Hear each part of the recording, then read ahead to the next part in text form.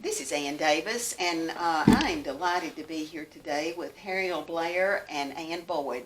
This is the 23rd day of November and of 2020, and we're just excited about learning a little bit more about Hannah Richards. Ann and Harriel have both served on the Board of Trustees. In fact, Ann is our new upcoming Vice President, moving up to presidency, and Harriel is a past president of the museum, and just a wealth of knowledge. And ladies, I want to thank both of you for coming today. We appreciate you being here and doing this because we're capturing some history I think is very important to McMinn County. We will be talking about Hannah Richards, and I'm going to just ask you, can you all tell me just a little bit about Hannah Richards' early life? I read where she was born in Virginia in the 1800s. 1850. The Tennessee State Museum published an article, I think it was 2, maybe 3 years ago, about Hannah Richards, and they got that information from William Richards' records in the Library of Congress. He was such an important person that his records were sent to the Library of Congress, and there was a lady doing research, and she discovered Hannah Richards, his mother. So she published an article that went with Women's Suffrage Month, and sent me that article, and from there I started searching McMinn County, because Hannah was in McMinn County. She was from McMinn County. William Richards was born here. So it all kind of snowballed from there, that one article that had to do with women's suffrage. Good. Well, that's something I didn't realize. How did Hannah come to Tennessee? I know she belonged to Gabriel Richards, who moved to Roane County in 1805. How old was she when she came to Tennessee? Well, she was young. I don't know the exact age, but she came from, as you said, from Virginia to Roane County first. And then, the research doesn't give us a whole lot, but that Gabriel Richards moved to McMinn County, and that's where she grew up and became an adult. And that's where she lived her life out here in McMinn County. And I understand she was set free in 1826? 1828. 1828, Mm-hmm. okay. That's when Gabriel Richards died, Okay. and in his will he freed Hannah. Okay. Well, and her life just is fascinating. She shows she wasn't free that long, and she was arrested. Right. Can you all tell me a little bit more about how that happened? She was arrested for what they said was harboring a slave. And it says boy, but I don't know if it was a young boy or if it was a friend of hers. It doesn't really give us that much information. But she was breaking the law at that time, and so she was fined. And if she could not pay the fines, then she would be enslaved again. That's just amazing to me. Apparently he was a slave. His name was Sandy. It mentioned it in the court case. It mentioned his name was Sandy. And of course they called all Negro slaves back in the day a boy. So he could have been the same age as Hannah, I suspect. And he could have been her boyfriend or whatever. But he was not where he was supposed to be. He was at Hannah's house, and he should have been at wherever his master was. It said that I guess he was being watched, and that every Sunday night he was at Hannah's. So evidently he was being watched for them to know when he was at her house. Right. It's just hard to believe that would be against the law. Oh, yeah, because slaves had to have papers to be somewhere that they weren't supposed to be. If they weren't on the plantation or on the land or at the house where they were owned, they would get fined if they were missing for a certain amount of time. and that's what Sandy was doing. He was staying at Hannah's house on Sunday night, which was probably the only time that he could get there. But then they found out that he was there, and Hannah was the one. I'm sure he probably got a beating, but Hannah got fined because she was a free woman, so they couldn't do anything to her. And she probably had to, back then, if you were free, you would have to keep your papers on you at all times to prove that you were not enslaved. And during that time when slaves would go and work for at other plantations, they would have to have permission from their slave owner, and they would have to have that written permission to go and work for someone else. So, and even while Hannah was free, she got stole, I think, a couple of times. She was captured and taken to Georgia one time, and I forget Alabama, because apparently they didn't believe her papers, or she didn't have her papers with her. You know, she didn't have those papers. Slave traders or whatever could capture slaves and go sell them off to another plantation. But what's amazing about this woman is she got back. She got back to Athens, and still lived as a free woman, which I think in the early 1800s is an absolutely amazing feat and determination for a woman to get back. And and she must have been well liked in the community. Yeah. Because it says that when her grandson was captured, that the white people in the community helped get him back. So I would say she was very well liked, very well respected in the community with among white people. Yeah. And somebody doing some research said that her house would have been where the church is across the little creek right there, that her house would have been St. Paul. St. Paul. St. It would have been Paul, right in that area. Okay. East Denali Creek. Yeah, and there was also a little school, I think, next to her house or something, so she may have been instrumental in getting that school built so that her grandson could go to school. But what is our big mystery, and I think it is for Harriel too, is her daughter. She had a daughter named Mary. Of course, she had to have a child to have a grandchild. So her daughter Mary, the only time I can find her is in I think it was 1860 census. And that's the only mention of how Mary, it said Mary, and she was 18. She died when William Richards was 4 years old.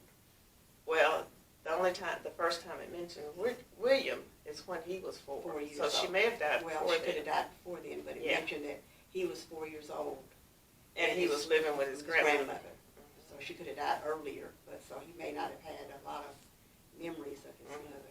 So that big mystery is, where did Mary come from? Who was her father? Who were her other relatives? And, so there may be some more relatives. And then when we got the letter I found the letter also in William Richards' papers in the Library of Congress. My nephew found those. It mentioned 3 families in McMinn County that received an inheritance from William Richards. So he had relatives. It's just a matter of tracing who those relatives are. Of course, they're long gone, but it's just a matter of tracing their family line to see who those relatives were. I think we traced, some of them lived in Waynetown, maybe the Marline families, the Smith families. Yeah. And his father is unknown, but they said he's on the mulatto, so it probably means that his father was white. Yes. Now, Mary had the Richards name as well, Yes. didn't she? So we don't know if Hannah, that was her maiden name, or if she married it sometimes. Do you know if she ever married? Does it say? Hannah Richards. Hannah. No, she kept her slave name. Hannah Well, Richards. I know she got Richards from her slave, Right. but did she, I never read where she married. No. Changed her name, Mhm. last name. I was, pardon me, reading the fines here. They were just just amazing to me also. $2.20 for harboring and entertaining. $2 for a jail fee, Right. 75 cents for the justice of the peace, and $2 additional if she did not pay all the costs, plus she could be sold back into slavery for non-payment. Ariel, you mentioned that earlier. That's I just think that was the gist of the whole case. Because she was a free woman, she did things that not a lot of free black women were brave enough to do and had the nerve to do, you know. Take someone to court. Take someone to court. And the whole gist of the whole court case was to get her back into slavery. So apparently she won all the cases. They sent it back to McMinn County, but we have no record of it. We can't find a record of it. And she didn't go to jail. Her case, I am guessing. Right. It may have been dismissed Mm-hmm. since we have no record of her ever being in jail. Mm-hmm. That it could have been dismissed. you want to hope that that's what happened. Yes. Yeah. Oh, yeah. And she died a free woman. And her appeal went to the Tennessee Supreme Court, and they returned the case to McMinn County, as you all have mentioned. And we don't know, as you said, what happened to the documentation. Of course, there was a fire in 1964, I believe it was, and I think some documentation, documents were lost during that time, but we'll never know, will we? Yeah. Never know. Well, can you tell us a little bit about Hannah's grandson, William? William was an extraordinary man. He was reared by his grandmother, and just from his upbringing, she was a believer, a strong believer in education. And I think it was he went to the Quaker school. Then Quakers would come south and open up schools for free slaves, and that's how they got their education. And so William went to that school, and I think that school changed his life, got his education, and of course he went on to become successful. And he met the teacher, and help me, the teacher's name? Julia Nelson. Nelson. Julia B. Nelson. Yeah. And he You know met what's her. funny about William? He was born on January 15th.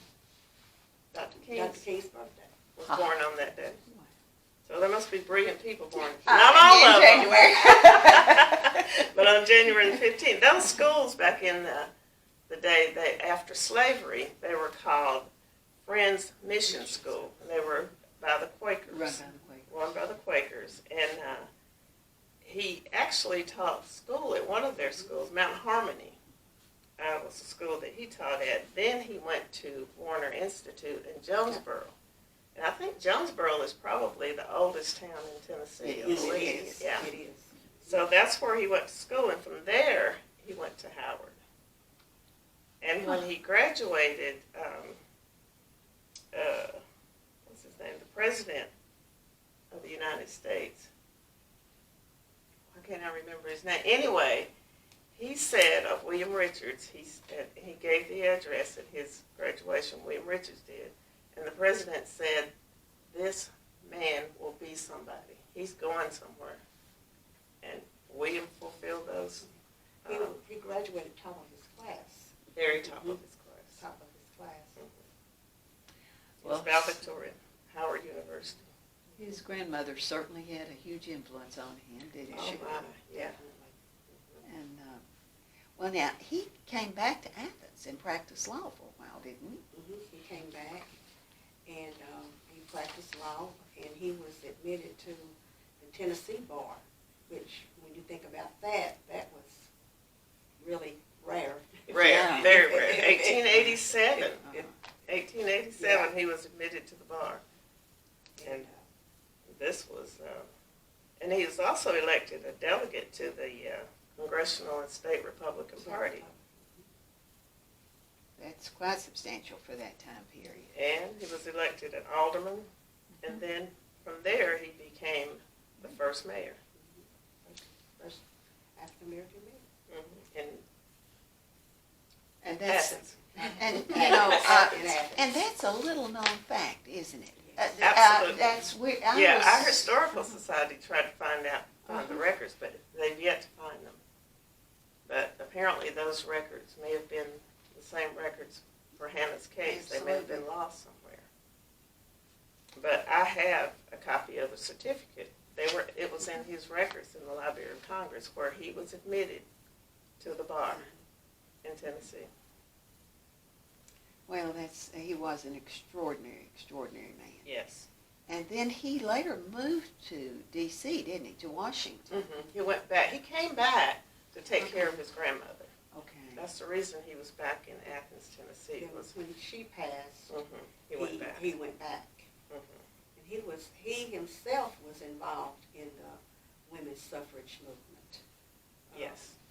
So that's something that kind of ties into our county too, not only with Mr. Burns, but we also had an African American man that was supportive of the women's suffrage movement during that time. And that connection was made here in Athens, Tennessee, because Julia B. Nelson was a teacher sent by the Quakers. She was sent to various, probably 2 or 3 states in the South. And she talked about, in her memoirs, she talked about how poor the Negro people were and how cold it was that winter when she was here. She said, one statement, she said, I'm afraid if I keep giving away my, supplies, that I'll freeze to death. Because it was, she felt so much pity on the people because they didn't have anything to buy wood with. Their places were so cold but she was still teaching. She was determined to teach, and then that's where she met William Richards.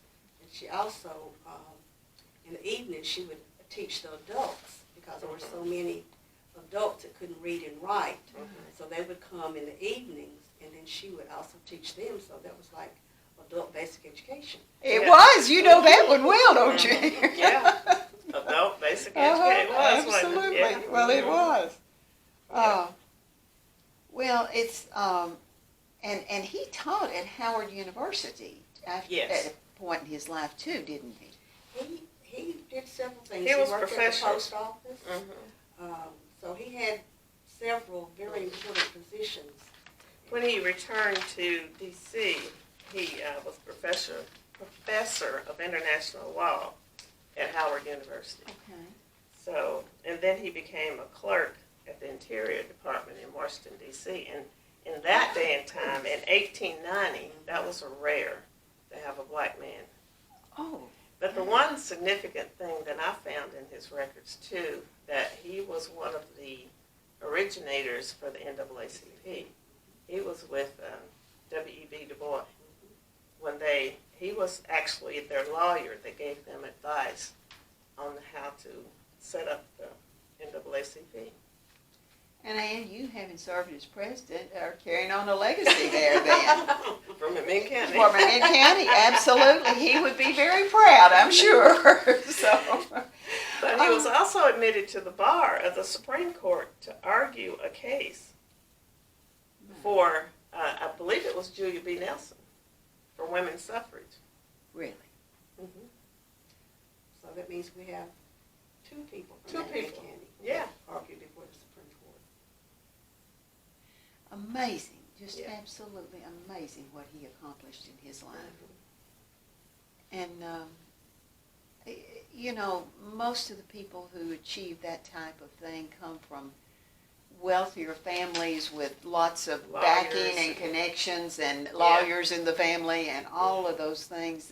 And it's just absolutely amazing to realize what he accomplished and what he overcame to be the man that he. And I think it all has to do with his grandmother, Hannah. Absolutely. Hannah. She had a determined spirit. And I wonder, for myself, how many slaves did Gabriel Richards free? Was it just one? Or was it sounds like it was just one slave. Maybe she was, working personally with him And when he got to McMinn County, he saw potential in her or something, but she became, he freed her. And from that, she went on to have a family that was free. They were born free. Well, and the nice thing, Hannah died in 1889, I believe, didn't she? Yes. But she lived to see him admitted to the bar, didn't she? Yes. Here in McMinn County. And you can So just she imagine. She got to see some of his success, Right. which was Yeah. a blessing. Absolutely. Well, ladies, you all have just, I have read and studied a little bit about Hannah Richards and William Richards, but you've told me so much of the background that I didn't know, and I think this is a really good thing for us to capture here and keep in our archives. Is there anything else you all can think of that you might want to add? Well, if we're talking about, I'm okay. sorry. Yeah. Okay, Ann and Laura and Tom and Patsy and I did a trip to the Cedar Grove Cemetery. Mhm. Okay. And we think we have found where she's buried. Really? Laura said she's going to do some more investigating. She's going to look at some of the records that they have on the Cedar Grove and try to find exactly if that's the spot where we think she's buried. And then look into getting her a headstone. I think that would be most appropriate I think so too. for us as a community. We know that William is buried in D.C. And I think I even found a record where, which cemetery he was buried in. But for Hannah, McMinn County was her home and was the place she's buried. And like Harriel said, we actually looked at the spot, and we just need to get a headstone there. That's one. Well, congratulations on finding that, because that's a significant piece of history as well. Now, did William marry? Did he ever marry? Or Never was he- married. He Okay. never married. He Never didn't married. have any It was too busy. family. Yeah, he was. He was that. He didn't have any family other than maybe some distant relatives here in McMinn County. Right. So he never married or anything. But another interesting fact about William and Julia B. Nelson, when Julia died, her will said that everything she owned went to William Richards. And of course, the people in Red Wing, Minnesota, her relatives, were pretty upset about that, because she did have some relatives left in her family. And I don't know if it was relatives or just friends that were kind of upset that she left everything to William, because she said they became like family. He was like her son. So people started yakking, well, was he more than just a friend? Was he more than this? But he inherited all of whatever she owned, some property in Red Wing, and I guess eventually he probably sold that. And then he owns some property here in McMinn County. I think that was left to relatives, or the relatives that were in that letter that Mr. Nash wrote to the lawyer that was handling his estate. And I thought it was funny when my nephew was at the Library of Congress, he was photographing stuff and sending it to me. He said, I saw this letter that had J.L. Cook's skull on the top of it, and I thought this might be interesting. It was in William Richards' file and had Mr. Nash's signature and name on it. I said, thank you so much. That's the most precious piece of correspondence that you could have sent. I think there were 2 letters from Also, Mr. Nash. during Julia Nelson's time as participating in the women's suffrage movement, he helped her financially. Yes. So if she was low on funds and needed, he would send her money, and she said she'd always pay it back. Yeah, they had records. But he was helping her financially when she helped. So that may be one reason she maybe She felt left everything to him. that she left everything to him. I'd say so.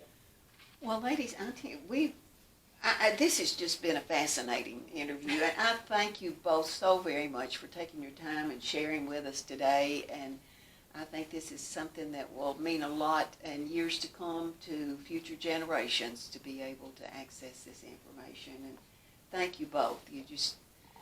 This is a very special day. Thank you Thank you. for being here. Thank you.